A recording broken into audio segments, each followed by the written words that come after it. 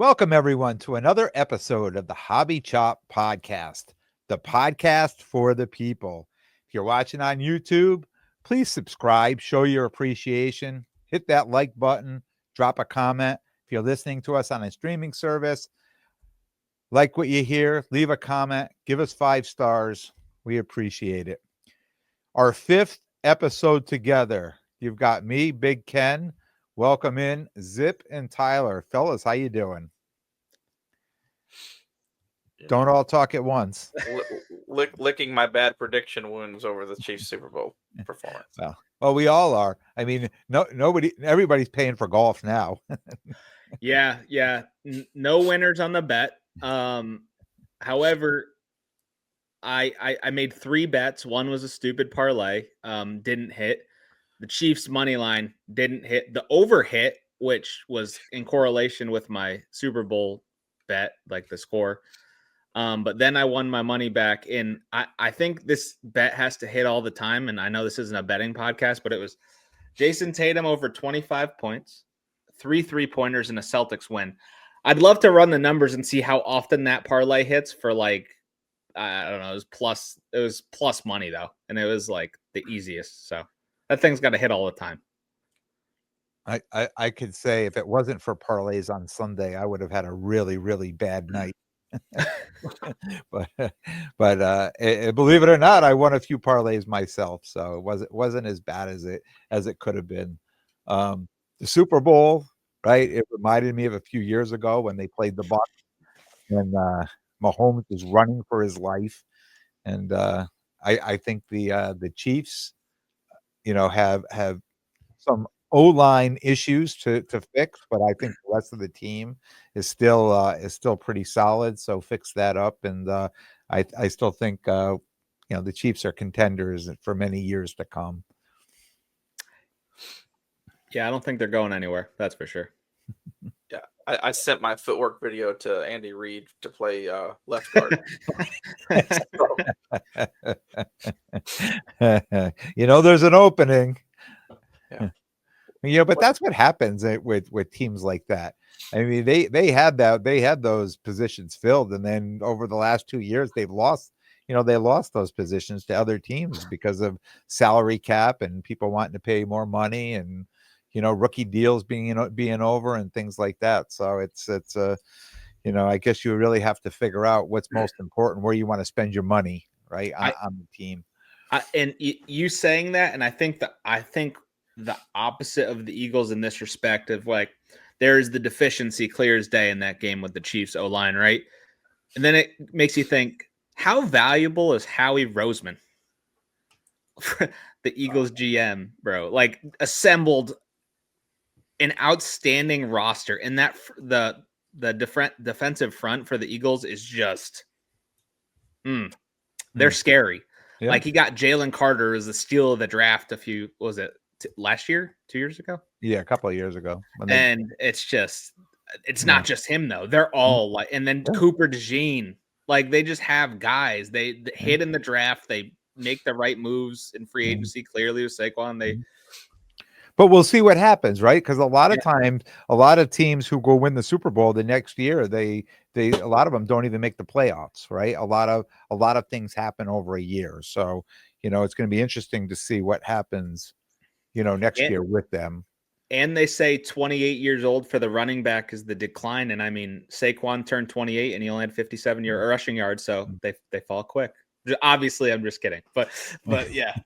Hey, speaking of running backs, on the last episode, I was talking about I was close. I was close what I said. So it wasn't the salary of the running back, the base salary of the running back. It was the base salary of the leading rusher on the Super Bowl winning team. And I know a few people, had mentioned Marshawn Lynch from 2013, the 2013 Seahawks. And believe it or not, the leading rusher on that team for that game was Percy Harvin. So it wasn't the running back salary. It was the leading rusher. And we even look at this, this game, this Super Bowl, right? Jalen Hurts was the leading rusher. Yeah, right? that stat is broken now. It's That just broke that stat. 51 million. Yeah. So it was dirt cheap, and then yeah, exponentially more expensive for the leader crusher. Life comes at you fast. Yeah. The biggest loser of the poor Super Bowl is the Chiefs right guard Trey Smith. He was all set up to become like the highest paid right guard in NFL history, and they just got smoked. He got smoked all game. Yeah. So probably cost him a few $1,000,000. So that's it. Season's over, right? We wait for the draft. Or actually free agency and the draft, and we put things aside until June, July, and then we get excited again. And unless you're on a dynasty league, and you draft Xavier Worthy in the first round, and not Marvin Harrison Jr. Yep. Ooh. So we want to start off today with a shout out to one of the listeners, Kieran Rizzo, who posted in the Facebook group on the weekend last weekend and said, traveling down to the London card show this weekend, long drive, but at least I've got entertainment. And he posted a picture on his radio that he was listening to us.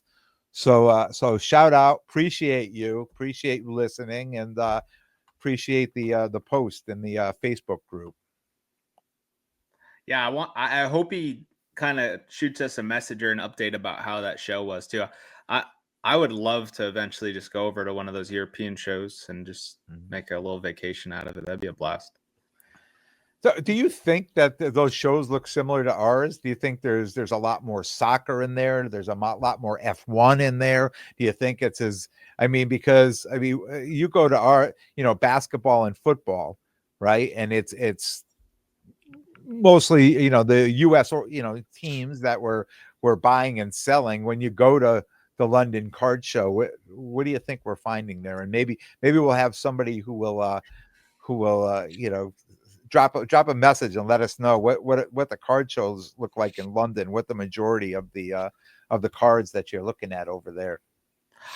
I would assume soccer is going to be huge. And then I have a really good friend in Germany, and he said the Pokemon scene in Germany and Europe is pretty huge too. So, but I'm not sure. Oh, I mean, that Pokemon. I imagine it's about like a balanced show, right? Like there's probably a good contingent of Pokemon. Soccer's got a bigger contingent than it does here. And then there's some contingent of football and basketball and maybe no baseball. I would assume baseball is the one that really doesn't show up over there. But I would say otherwise it's probably a very balanced. I could see basketball being pretty strong with a lot of the strong Euro league, like Euro stars. Yeah, I think there's certainly some basketball, but I think football has strong tie. There's a lot. Well, the games now. Yeah. Europe has a big football push going on in general. So, and even during the Super Bowl, they were showing all around the world. People having watch parties all around the world, cheering for either Chiefs or Eagles. I think they said broadcast in like 190 plus countries or something. Kind of crazy. All right, so we jump into the episode today, and we're going to start off what we got a question last week, and I'd said, hey, let's hold off on that question because I just felt it was, and it was something that we talked about doing on an episode, talking about on an episode. So when we got the question, I said, let's hold off. We'll go ahead and we'll ask the question out, and then we will we'll just get into the episode today. So the question came from M&TCards, GEACHYCARDS on Instagram. Wondering if you all could expand on the economics of doing card shows. You mentioned bringing in $2,000 at a small show and 10 or so at a big show. So how much of that would be profit? 10 to 20%? ? Just trying to figure out how you make it worthwhile with plane trips, hotels, etc. So this is something that I've touched upon a few times, my solo podcast, and it's something that we always have a lot of conversations about. Anybody want to? Either one of you guys just want to jump in and get us started? I mean, I think I would look at it. We've talked about this a couple of times, just kind of privately, but for me, it's not a full-time gig, right? This is not my primary way of making money. It's my ability to generate extra money that just goes back into my collecting habit, or being able to do, as Ken will touch on many times, it's entertainment. There's some entertainment factor here, but I do run it with somewhat of a business mindset, and my ultimate goal, for a large show like that is my profit enough to cover the primary travel expenses, the table, the flight, and the hotel. If I get close to covering that, then the food, the things like that, I don't really factor in, because if I was sitting here on a weekend, I'm going to go out and I'm going to eat lunch, or I'm going to go to dinner with my wife, or things like that. So that's the same money I'm going to spend otherwise. So that's just general entertainment fun for me. And when I think about Atlanta, when I think about, just use real numbers, from a hotel, a table, and a flight perspective, it's basically around $1,000 trip, right? That's about what the trip cost. And if I sell $10,000, ideally I'm in that $10,000 worth of inventory, or that $10,000 sales is really probably closer to $12,000 in value, because I'm selling probably less than 100% of comp, and I'm in that, hopefully around $8,000. So there's my $1,000 that covers it, and that's just if I sell $10,000 worth of sales on $12,000 worth of inventory. We did more. I did more than that in Atlanta, right? Over 2 days, I did nearly double that, or a little more than double that, to be honest with you. So at that point, I actually came back Atlanta with recouped inventory and money. So for me, there's when I talked about that before, it to me the math is the same from a small local show to a big show, because your percentage of expense is compared to your total sales is that they work out about the same for me. I just did a quick a Saturday show example when I was just jotting it down in my brain, and I think about 3% of my total sales are spent on the show, and that's really kind of what it was. I think for Atlanta it was about 4.5%. So it's not, from a percentage basis, it's not much different. So to me, it's just about picking and choosing where I have the most opportunity. Now, with that being said, there are certainly some one-day local shows where that are maybe more regional, that have hardly any travel expense, and you'll crush that. And that's a local show or a small regional show you should do. I think a good example for us, or what my expectation will be, is come early April, we'll do the Chicopee show in Southern Mass, and that's the type of show that has been successful for me on a local regional show that gets 100 tables, gets good traffic, and that will make more sense than a big show, because I'll do a much bigger number than a Saturday in Plainville or Orange, or Sunday in Orange, or something like that. Zip, what you got?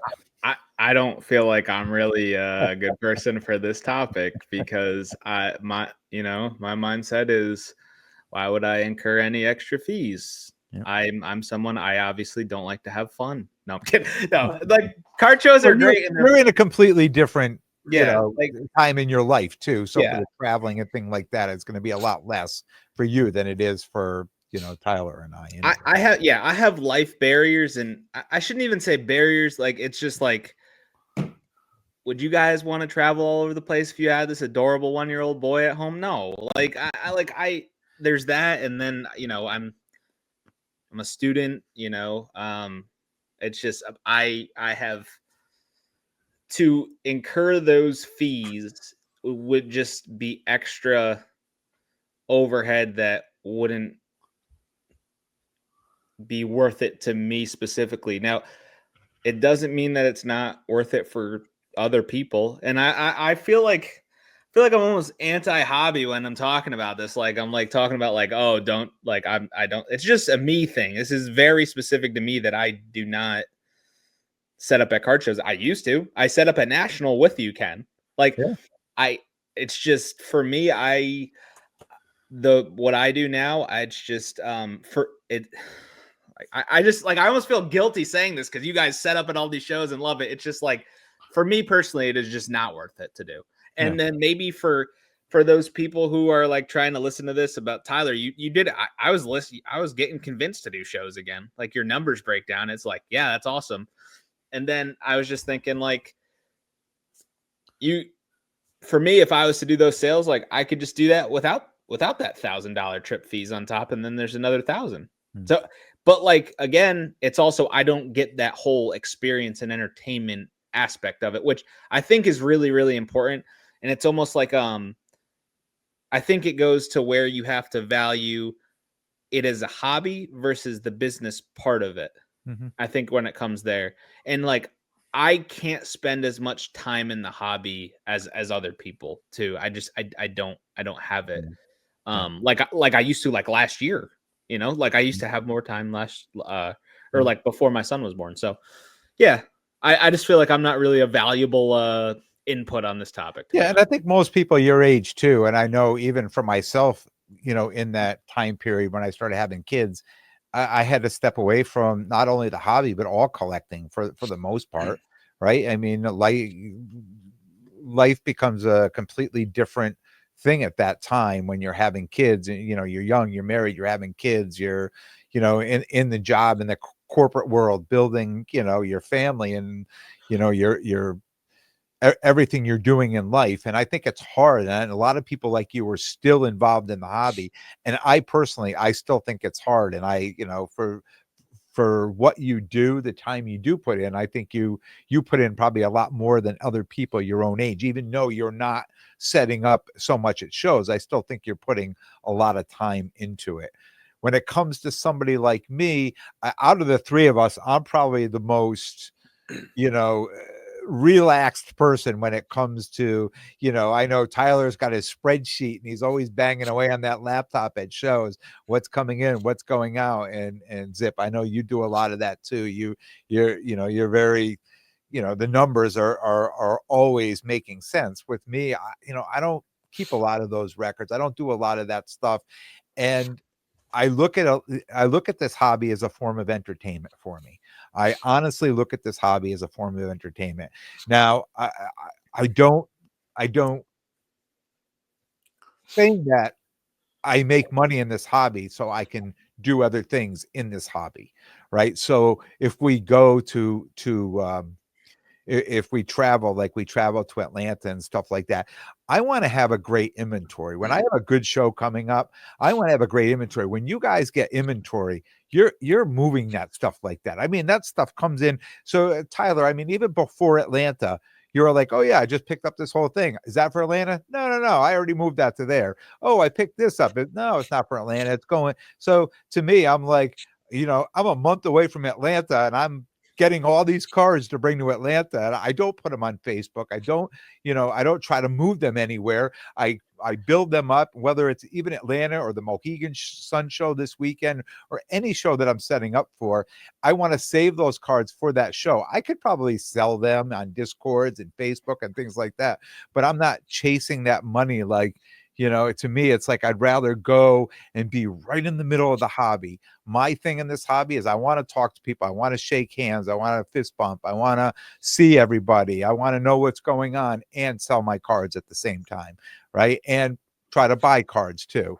So when it comes to percentages, I am not going to, I'm be the first one to tell you that my numbers probably don't make sense, but if I wasn't doing this, I would be doing some other form of entertainment, something that makes me happy, right? And I don't put a price tag on what's making me happy as long as I can afford to do what I'm doing.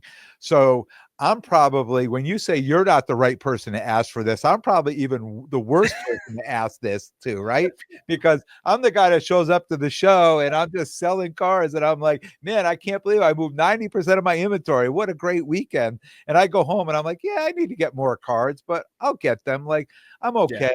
I know Tyler, you're in the airport and you're buying cards and like already replenishing so Yeah. yes, I look at it with a business mind, but I'm not keeping spreadsheets. I'm not saying, oh, I need to make this $1,000 or this $1,500 to pay for that trip, because if I wasn't taking a trip there, I'd be taking a trip somewhere else and I'd be paying for it, with money I didn't make. So Right. but I do think, I know I'm getting long-winded. I do think there's a lot of people in this hobby that make sense. They make it make sense. They're able to make the money and pay for the airfare and pay for their food and pay for their hotel and things like that. And I commend them, because I'm sure that's a lot of hustle. And even, I think to me, just keeping a spreadsheet would be a lot of work for me. I almost feel like this topic carries over well into like, I mean, it's just the topic of like price or business versus hobby. Then it's like, how do you determine a PC, right? I almost feel like this topic really just goes right to that. Maybe I'm space cadet, but I just feel like it's like right there. It's like the same concept of like business, hobby, What do you think about that? Yeah, I mean, like I said, I'm probably somewhere in between you two, right? There's, you know, the it is entertainment to some degree, but at the same time, it is about making it make sense. And I will say the one thing that the economics of the shows, that when I first started doing shows a little over a year ago, as I got back into this thing, I they probably didn't make sense, right? It really didn't, and I didn't know probably how to buy or at what number to buy, and those type of things. And I think that's how you make any show make sense, is really, did you buy well? Yep. That's the ultimate. That's the one thing that you do have to do fairly well. And then, as Ken said, when it comes to the show versus um, selling it through a Discord chat or selling it on eBay or Facebook or wherever, I'll just put the card up, and if I get the number that is the best number that I know that I'm probably going to get on the card, I'll sell it whenever that number comes along. And I'm not as worried about making sure the inventory is fantastic for the show. Like, I'm going to go to Mohegan this weekend, and I will describe my inventory as not my favorite. It's a bunch of lower end stuff that I'm probably not that happy to be trotting out there in front of everybody. But at the end of the day, I sold a lot of cards that I brought back from Atlanta, um, when I thought I got the best price. And I will look for the right buying opportunity. I'm not going to force buying to go to Mohegan. I can still take some stuff that makes it make sense. And really, that for Mohegan, there's really no travel expense there for me. So it's just about, do I cover the table? And otherwise, then it really is entertainment, because I get to hang out with Ken and whoever else is there that I'm there, and I'll walk around and see people that I enjoy talking to, and we'll just have a good time. And that's really what it comes down to. And then, as we close this topic, I'll just disclose like my exact Atlanta numbers. I went ahead and pulled them up. I kind of roughly went to them, but this was what I did in Atlanta. I sold $26,400 worth of valued inventory for $24,000 in sales. On that, I was into that inventory for $19,800 roughly. So my profit on those cards was $4,200. I spent $1,000 on the expense, not counting the food, because that's entertainment that I would have spent elsewhere. So the way I look at it is, I put I had money now to go replenish inventory plus an additional $3,200 to buy better inventory, put towards my PC or whatever I wanted to do with that $3,200. Which, and I had a great weekend. Met a lot of awesome people. Got to go 2 great trade nights. Ken and I had a good time in general, just traveling together. So, hell, it's a fantastic time for me. Like, I got a fun weekend and I made a little money. Yeah. And if that works out, great. There will be times where it'll work out, probably not the same. But at the end of the day, if I have fun doing this, I have some cards here to look at that I enjoy, and I'm net neutral at the end of the year, that's okay with me. I don't need to make anything else off of this. Do I think there's a lever that you can pull that a lot of people do that really want to grind it out and make this thing work where it can be a really big source of income? Absolutely. But I have a full-time corporate job, and that's what drives all 60 hours a week before I touch any of this stuff. So. I think one of the trade-offs too for the bigger shows is I think you get better percentages. You get paid more for the cards. Yes. For cards at bigger shows. So you go to local shows, and I'm not going to get into all the percentages on cards, but let's just say we take a $200 card and you go to a bigger show, you may get 190 on that card or 195. Heck, you might get 200 or 210 for that card, right? But you go to a smaller show, you'd be lucky to get, 170 or 175 on that card, right? So, that's, to me, that's the difference too. So if you're going to big shows and you've got good liquid inventory, you could do very well at a bigger show.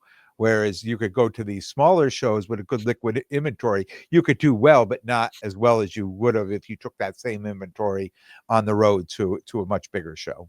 And if you're looking to get into this, what I would recommend doing is start with a bigger regional one-day show, something like I mentioned earlier for us around here, Chicopee, Mass, or a 2-day or Causeway is a great one-day regional show, or a 2-day regional show where you're going to get similar percentages as we got at a large show like Culture Collision, and that could be the Northeast Card Expo when it comes here to Stanford, if you're local to Southern Connecticut, or if you're in Mass, if it's at Quincy, or when they go to Marlboro. Marlboro was a great show. I got very similar sales percentages that I did at a large show, and very minimal expense there. Not that much more than setting up if I bought 2 tables at a random Saturday show or something like that. So if you're really thinking about doing that and want to see what that difference could be, that's what I would suggest doing is sign up for a weekend, get yourself on that list and experience that and kind of get that feel. Do that a couple of times, and then I think if you can do that and be successful and come back happy with your numbers, you can absolutely pull off a bigger show. Yeah. Well said. Anything to add, Jordan, before we move on? Yeah, if you can do it, do it. Right? I mean, something that you said that I honestly didn't take into account, which I should, because I'm able to do a lot of the stuff I do now not being at shows, because I built so many connections through shows. And truthfully, that's like the most valuable part of what I do now, because I'm not going to shows, right? But every time I'm buying a card, I know who I'm selling it to. Every single time. And there's several outlets. But like all of them were met through shows, other than a consignor, which you have to be active. You have to be active. Yeah, and that's just part of it is so I'll still attend shows though. And the best part of that for me is, running to go get food for Ken, or to make a nice coffee. A nice coffee in the rain at Gillette Stadium. I'll never forget. I was soaking wet, but I'm glad you got your iced coffee in 20-degree weather. It's terrible. I had hypothermia and frostbite on the way back. But still, I'm the connections you make at the shows, I mean, look, like Ken, me and you, we look what we're doing now. We golf all the time, and it's because I pawned off some women's UFC cards on you because you thought they were a great buy way Yeah. back when. And here we are now. Yeah, all the way back to the New Britain show. I mean, yeah. it goes- I mean, goes back I to- mentioned Chicopee, and the first time I think I ever really talked to Ken more than 10 seconds was at Chicopee last year. We both had a group that got tables together, and we sat next to each other and talked for the day, and kind of went from there. And Tyler, me and you met at Mohegan. Yeah. Yeah. So it's just like that shows aside from the finance, like what or the money aspect of it, it can lead to it just by the connections you make there that you meet, Yeah. Yeah, So 100%. I think that's probably, and I'd say you guys would probably agree, that's probably the most valuable part of the shows. Yeah, absolutely. The connections you build. And one of the great things is we're all in there. We're all doing similar things, but you look in everybody's case and everybody's got something different. Yeah. We all have different lanes in the hobby, and yeah. And we talk too, like not for you, not when you're young. You're going to find out with your kids, you meet a lot of people and you're going to have a lot of friends through life, right? But when you get older, right, to my age, it's harder to meet people. And when I jump back into this hobby, it's amazing, like all the really close friendships that I've developed over the last 4 or 5 years that all came out of this hobby. So it's even more than just entertainment for me, and it's more than a hobby. I've met some really, really great people that some really close friends. And I couldn't echo that enough, right? For me, I was relocated to Connecticut for work from the Midwest, and I basically moved here during COVID and actually finished the move in early 2021, and until I stumbled into the Trumbull Card Show in I guess January of 24. I'd spent 3 years here and not made that many friends because I worked and I just didn't have an outlet to meet people because I don't have children, right? So I'm not taking them to school events and things like that. And I've made more good friends in the last year thanks to these things than I would have ever anticipated. And I guess that's the last piece I would add is that's worth more than money to me. That's invaluable. Absolutely. And so if you're doing that too, just make sure you're factoring that in. Are you having fun? Are you really meeting people that can impact your way of life or just your happiness in life? And then if you happen to make a little dollars and cents on the side piece of it, then great. Yeah. That's what. And I think that's so well said, Tyler, because us three are really like different spectrums of that business versus hobby. Yeah. And we all can come back to that though. Yeah. And you're going to find your people. Yeah. Right? You're not going to do it alone. Like we a lot of us, when we all came back into this hobby, right, there was a reason we came back in. Somebody said, brought me back in, and I think Tyler, you said it was your brother, right? Zip, I'm not sure who it was for you, but there's somebody that brought us back in. But once we got back here, right, we never do it alone. I never drive to a card show by myself ever, right? We're always meeting up and we're always going somewhere and doing something. So it's fun that you can not only show up, there's a lot of entertainment, there's people, but you find your people, right? And it's just amazing what it does, right? Like, I'm 900 miles away from my brother, and he got me back into this hobby. And to be honest with you, because of these little cardboard rectangles, he and I talk more each week than we have since we've been, working adults for 15 years. And a lot of the conversations center around cards, the same stuff we talked about when we were 8 and 12 or 10 and 14. And it's just hilarious that that's what brings back that conversation. Yeah. And ultimately is a fantastic thing.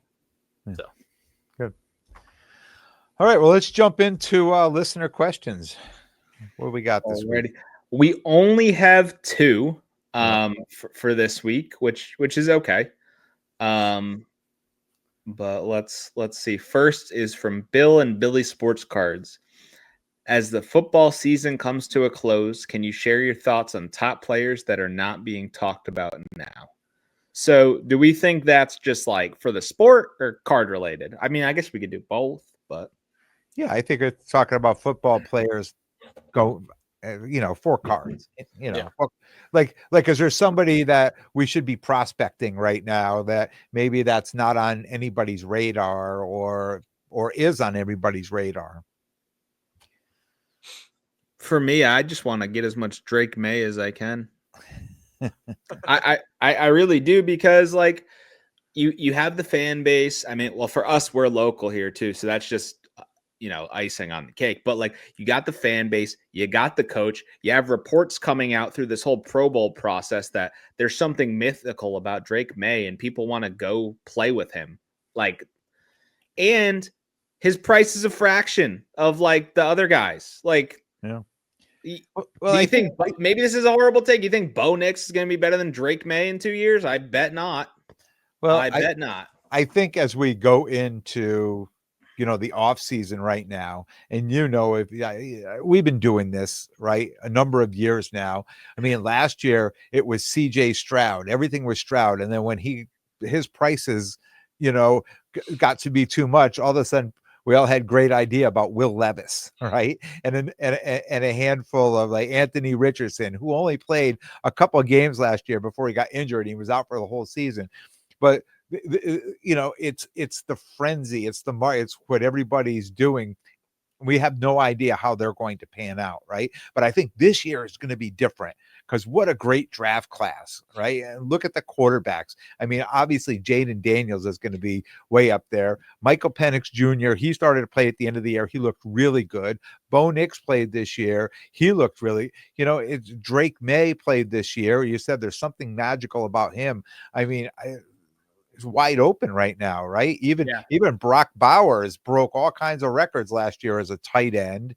And And guess the what, guy who guys? was the number one pick, right? Marvin Harrison Jr. People are like, who? I mean, we expected so many, great things, and I mean, he's just been, overshadowed by, so many other people. And Lad McConkey played great. Yeah, Like, and yeah, guess what? What's great about all this is we can buy and sell all of them before the season starts. yeah, All of yeah, them. They'll all have a market and they'll yeah. all get hot. So honestly, yeah. You know what is kind of scary though, with all the loaded QB class? I mean, and it's such a dichotomy. There's a loaded QB class in 2020, right? And then there was a perceived loaded QB class in 2021. Yeah. Okay. And it's just funny because like look at the tale of 2 seasons of what happens years later. Like for right, or am I wrong? No, you're right. You're And right. 2024 could be 2020 or 2021 or somewhere in between. Yeah. But it's just we don't know. But until next season, they're all 2020 to us. Right? Like You that's know what? I think the quality, we had a good look at these quarterbacks. I think the quality of these quarterbacks, they've proven that they're starters in this league, right? So I think if I had to say anything, I'm saying it's more of a 2020 class than a 2021 class. I feel that way too. I feel like it is more than 2020, but I feel like it's also important to voice that we've had this hype. We had this high, like, who's been higher rated as a prospect than Trevor Lawrence? He's up there, right? Like, I mean, Yeah. it happens. It happens. So I think it's important to note that too. And then when we talk about these football players, that like if we're gonna have our money hat on, is like, as you said time and time again, before the season, gone. Yeah. And then recoup in the middle of the season if you want to then buy for the playoffs, that cycle, right? Like, Yep. Yeah, I think it's really interesting, right? I touched on this, I think, a couple episodes ago. Is the rookie class having 5 QBs that are all going to have some hype. I'll keep my opinions on why I think some of them shouldn't have any hype. Aside, um, that's going to dominate the market most of the summer. So what's interesting to me is how easily I can probably buy some of the veterans at probably reasonable prices this summer, right? So for me, the play might be, I don't know this yet if this is what I'm going to do, but I may avoid the rookie class like the plague and just let everybody else do that. And I'll go over here and I'll buy Brock Purdy rookie autos, and I'll buy Joe Burrow, and I'll buy, I will buy Jalen Hurts on the still coming up, or I'll buy the Mahomes dip, or, a little Josh Allen, or those guys. As much as I hate to say it, I might buy some Herbert because everybody seems to love Herbert. He's kind of like a rookie every year. He gets the same treatment. It's weird. But that's the thing. And I guess the way that I look at it is, and I didn't even mention CJ Stroud, and I think that's a very reasonable buy. Agreed. Do I buy I can buy CJ Stroud cheaper than I can buy Drake May. And Drake May has shown me nothing. Drake May has shown me nothing. Didn't show me anything in college. Didn't win in college. He's a super athlete. And that's all. That's what he is at this point still. And he has no weapons. He's being compared to a guy who came out of Wyoming. Yeah, very similar though. Like it's similar. Sure, absolutely. But at least Allen won in college. Drake May had a winning season one time, and it was like 7-6. That's just a take. But I guess my stance on that is, do I? Yeah, the ACC versus Wyoming. I'm sorry. Come on now. Like what? Like I was gonna let it slide and I couldn't. Who does Wyoming play? Pitchforks, corn. No. Like what are they doing? It's in the Mountain West. The ACC. He's playing Clemson. Okay. Yep. All right. Okay, I digress. I'm sorry. Go ahead. There's one good team ever in the ACC, and it's Clemson. There's no other. They don't play football the rest of the ACC. But compared to Wyoming's conference, like, and maybe I'm missing something, but Boise State is in the Mountain West. Was Josh Allen playing Ashton Genty? No. He's playing good Boise State teams. Name me a player on that Boise State team, then fine. Mark Rippon's son, Mark Rippon Jr. Or Ryan Rippon. It's Ryan Rippon, right? That played in the league too. I don't know. But there you go. I don't know. So anyway, just the point is that I guess I'll buy a guy who's played 2 years in the league and CJ Stroud and been to the playoffs twice and won playoff games over a guy that's just hype. And that's just my strategy is at some point, where do I have opportunity that I guess I'm mitigating risk is the way I look at it. Is there's some mitigation of risk there, maybe not and maybe there is similar ceiling going back the other way. And to me, it's the way I evaluate it in general is I evaluate what they have as options. Like if I'm going all in on a QB in the rookie class, it's Michael Penix, and it's not close because he has good weapons around him. Mm-hmm. And, it's kind of, what you'll see. I mean, Jalen Hurts just won a Super Bowl. Nobody wants to give him any credit, and they want to give him credit to all the weapons. And I start to think about who's got weapons that look something similar to A.J. Brown, Devonta Smith, Saquon Barkley. I mean, Bijan Robinson, Drake London, Kyle Pitts, and, They built that team for Desmond Ridder. And they're both birds right, of prey. and they end up with a guy that actually is an NFL quarterback, so that's helpful. But I don't know. That's just the way that I look at it, and that's probably where I'm going to lean. I'm gonna maybe pick out Penix and probably buy him, and that's part. I think there's also strategy in the manufacturers there, right? Like I can buy Penix because he's got autos, and that gives me real ceiling long term. More so than the guys with non-autos. Until Topps comes out. Yeah, but they're never going to be rookie autos. That's a big deal. That's a big deal from a ceiling perspective. There's never going to be rookie they're not going to be licensed. They're going to be rookie. I thought Finest was coming out with autos of all of them, no? Sure that they're going to, but it's still not going to be a licensed rookie auto. And I think that matters from a ceiling perspective long term. I mean, we saw Leaf come out with CJ Stroud autograph cards that are worth nothing. Like people have no value. I think that's a little different though, Leaf versus Topps Chrome, because then like you get into brand recognition and that matters. Like CJ's Topps autos aren't that great. Like if they were, but I'm just if they were if you take CJ's Topps autos and actually put it in a license card, it would be of course. 3x. So again, that's where I get back to give me the guys who give me somebody who has a licensed rookie auto and has a chance for a flawless and an NTRPA. That those things can exist, and I think that's where I would probably gravitate towards in the rookie class, and then I'll go back to guys who have those things that exist, those Prism rookie autos and Optic rookie autos, and RPAs, a variety of RPAs in that 2020 class, and a Brock Purdy, and that's probably where I'll put some money this summer and take my chances, because those are guys that could end up in a Super Bowl and see, that chart spike at the end of the day. Yep. And that's just kind of where I would go. Seems and I think very logical. Yeah. Probably. But I don't think that matters for football cards, though. I'm not going to lie to you, because it's hype. Like, you're so right, though. But like, I don't think that matters. I think hype is going to drive it more than performance or reality. I think it's hype. I think it does it every time.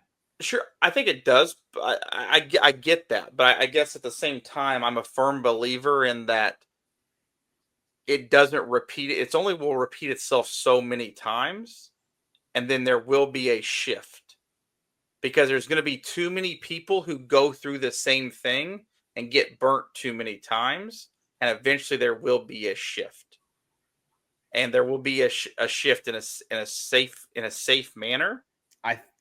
I think that's wishful thinking, and I think that's trying to say that people are not going to continue to go to a slot machine and hit the dopamine button. That's what I think. You're probably not wrong in that space, but again, I think there's also real slot machine playing that can be done with some of the veterans too, because you're going to be able to buy them so low, and you have a pop back if they win.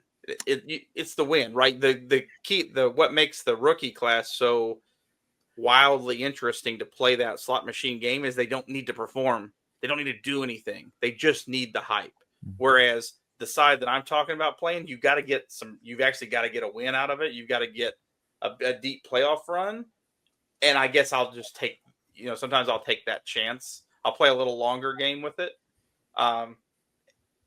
That doesn't mean I'm not going to go buy any rookie quarterback. I was just going to say, I want to clarify. I think what you're saying is how it should be. Yeah. Okay. I think what I'm saying is reality of the hype train and the mania that is football leading up to the season. I think we're both right in a way. And I think what you're talking about, who you'd be buying, would be much safer and probably in a lot of instances have more upside at the same time. But I think the money's going to go to the rookie guys that aren't proven, because it happens every year. Right, Ken? With Desmond Ridder and Mac Jones, and your rinse and repeat. So Tyler, like, I think what you said was so true too, is like, you're like, it happens time and time again. People are going to stop. Ken, do you see people stop every year with the quarterbacks? No, I mean, it's going to happen every year. Yeah. But if for what Tyler's saying too is true, because I did both of this. I was playing two lanes over the last few years. Not only was I buying into the rookies, but I was buying some vets too, that I could buy their rookie cards. And one thing I can say that pays off sooner than later is if you go out and get a guy like Brock Purdy or Justin Herbert or somebody, and all of a sudden during the free agency, they end up landing a big wide receiver or something, right? All of a sudden, in this hobby, the littlest thing could go so big. Like, when Justin Fields, when they got DJ Moore, right? It was in Chicago. When they signed DJ Moore, all of a sudden Justin Fields cards were doubling and tripling. I was at shows and I'm like, how is this even possible? They're like, oh, he's got DJ Moore. I mean, there's going to be throwing for for 30 touchdowns next year. It's like all of a sudden people just had this idea that, and all of a sudden the values of cards are going up. Not saying it's going to happen for any of these guys, but it's going to happen for one of these guys or two of these guys. And if it doesn't happen during the spring, it's something, if there's any hype, if there's any signings, if they draft anybody, if there's great news going into camp or anything, people are just looking for any reason come the National to go crazy on a player, and it happens every single year. Go ahead. Sorry. I was just going to say, I want to reiterate again, Tyler, I think you're right. And someone like Ken is probably going to shy away from it more so in the past, but there's always going to be someone else to do it. So like people like, I don't know. I just think there's always going to be someone new to do this cycle that's going to happen again and again, and someone's going to get held with the bag every time. I really do. Like, and I don't think it's good, but I think it's reality. That's where I'm at. Yeah. Well, I think there's one thing to clarify for me, and when I'm talking about this too, is that when I'm talking about buying those veterans, I'm not buying optic blue scope PSA 10s that have a pop count of 8,000. When I'm going to buy the veteran, I'm going to buy the card that can actually multiple X in value, because there's only a few of them. I'm going to go buy rookie autos. I'm going to go buy Prism Silver PSA 10s that were in year 2020 when there's not that many 10s, and those are the cards I'm going to gravitate towards there. I can go on the rookie side. You can play the slot machine with the cheapest card or the most expensive card, and it will all work out somewhat the same. Yeah. Right. The multiple could be very similar on a base Prism PSA 10 to a massive card from a multiple perspective. So I think that is important in what I'm talking about and how I will approach it.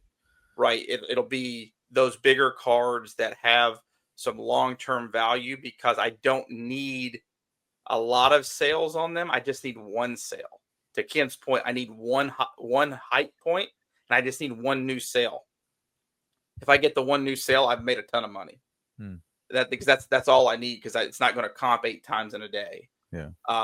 Where on the rookie side, I'll go out and do some, and trust me, I'll do some of the hype game. I've already talked about I will buy Jaden Daniels raw Prism number cards. I'm going to grade them. I will buy Penix and definitely do that for sure. You could buy all the rookies, like the top skill players and quarterbacks, grade them and sell them before National, and create money. It's every time. The other thing I think that's probably important for this year, and it goes back to what we've talked about on a couple different times, is the gem rate on Prism. That will change. That determines a lot. This cycle. If the tens don't show up, and if Optic performs similarly when Optic comes out, you won't get that as much of this, because nobody's just going to overnight value the 9s so immensely that you get that. What you will get is, if you do happen to have one of those 10s, it will be like hitting a jackpot on a slot machine. Think back to you mentioned the 21 class earlier. The craziest card still today is Trevor Lawrence Prism Silver.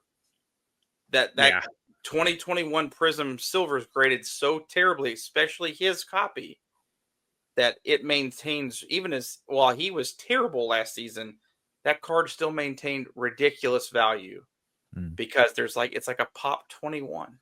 Yeah, that's crazy. And so that's where I think that will certainly play into this summer's market with the rookie class for sure. Yeah, absolutely. And then we got one more question. Yep. All right. From Alessio. When do you think Fanatics will stop sending boxes to breakers and just employ breakers on an hourly basis? This way, they will keep huge profits from secondary market. After all, they are a business, and they are giving money away with every product. I honestly think Fanatics can only do so much. I mean, I think probably what they're doing right now in, and what's going to continue to happen. They have their Fanatics break, right? Their break platform already. And I think the money that's coming in from that for them is probably more than enough that then they have to go out and employ all these people. Could you imagine having to employ these people, what it would take to employ these people? With any kind of benefits or anything like that. I think it's probably working out just fine. And I think it's probably going to stay the same way, unless you guys convince me otherwise. Well, I listen to Sports Cards Nonsense, and Mike was actually brought this up, and he said he thinks it's a matter of time until they do it.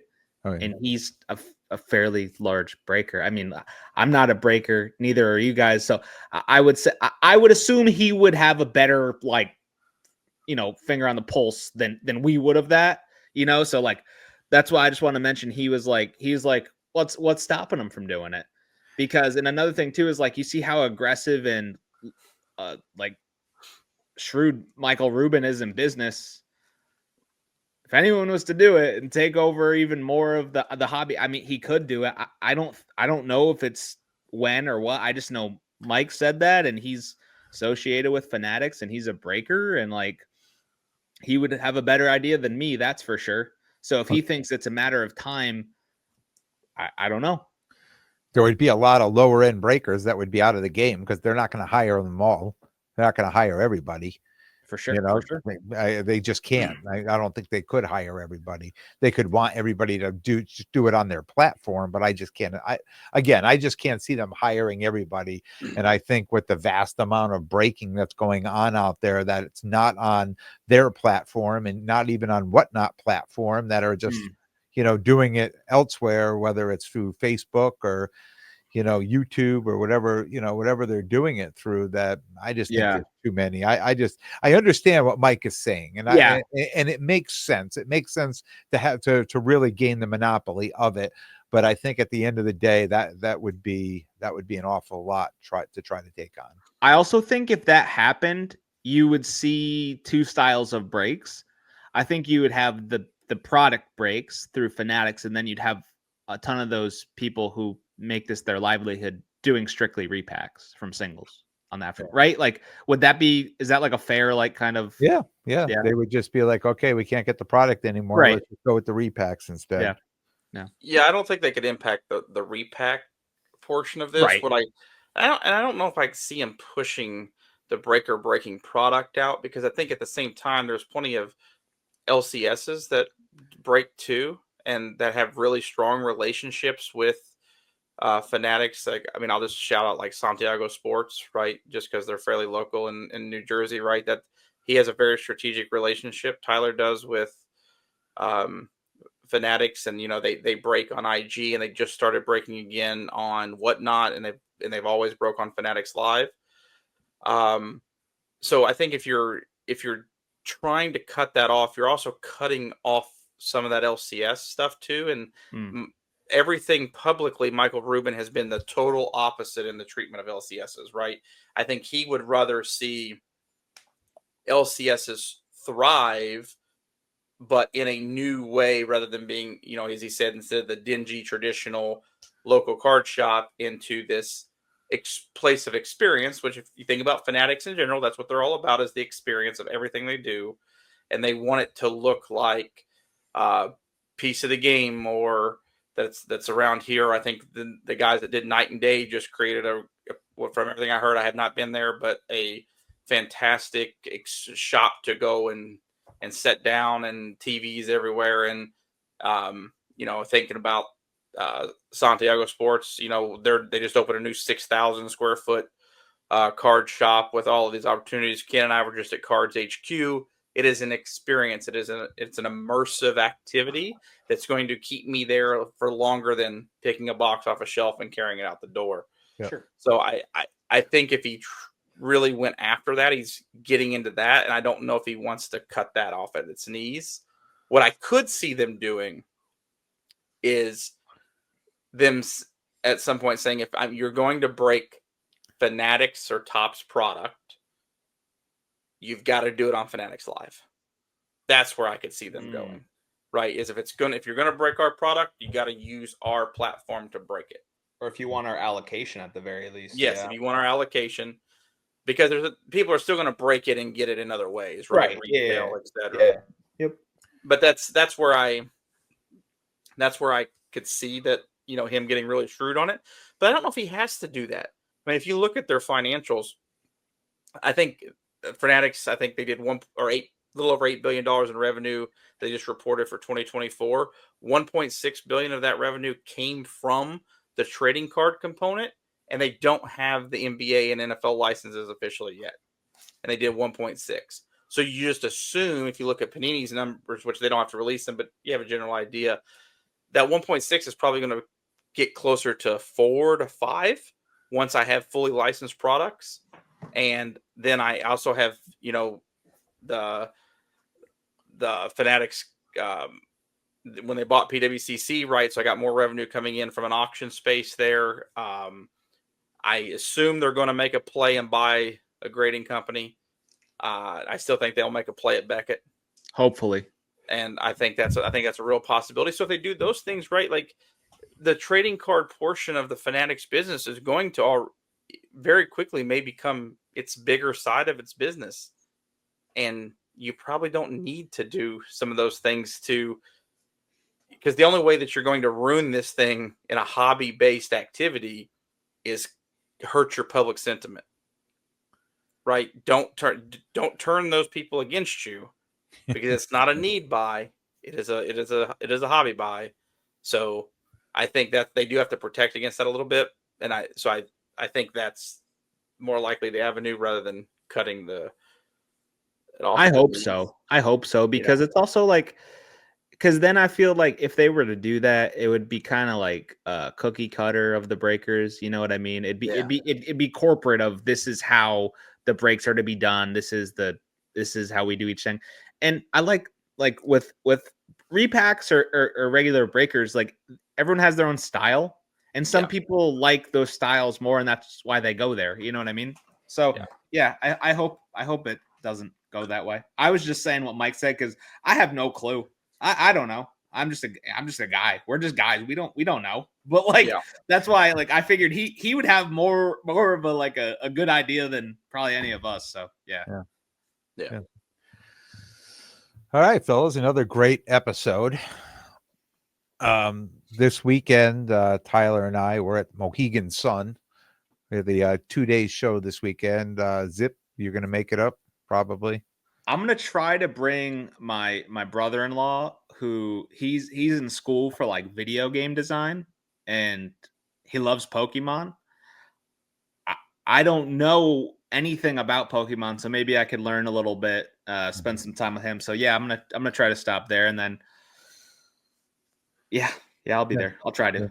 I know it's a tough drive for you over. Oh my God, Tyler, stop it's a long trip. Listen, Tyler, listen. Jordan's got to go so far off his way to make it there. Yeah. I'll be there. I'll be there. Friday night, there's a show in New Britain. The New Britain Friday night show. I have a table over there, but I'm going to set up. I'm not bringing all my inventory. Obviously, it'll be packed up from Mohegan, but I have excess inventory here in the office that I'm going to bring over for that and set up for a few hours and maybe have a great buying experience over there. Ken's a real warrior, setting up at a Friday night show on Valentine's Day. Lucky you, I'd be murdered. Yeah, dude, I love it. I'm planning a big Thursday night out, right? Yeah, you better. I was just gonna say my Valentine's Day, because my wife loves the Celtics. Tomorrow we're going to see the Celtics and Spurs. So nice. Yeah, we both love the Celtics, and we talked about it, and we are like, hey, should we just go do this? And so I'll be at Mohegan one day early for dinner on Valentine's Day. So. Oh, where are you getting dinner? Now I forgot which one we had a reservation at. Not Tuscany, not the Ballo. Yeah, Ballo. Yep. Nice. All right, so that's all we got. We'll be back next week, next Thursday with a brand new episode. Thank everybody for tuning in, fellas.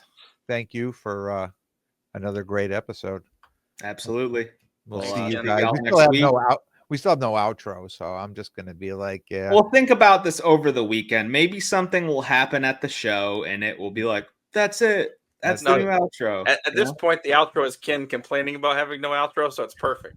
Right? It's the perfect. That's not bad either. I Yeah, just feel like get to this point of the episode, and I should be saying something else except for "see you later," right? Yeah. So, Just have fun and enjoy it. That's what I'll keep saying. all right. We'll see everybody next week. Alrighty.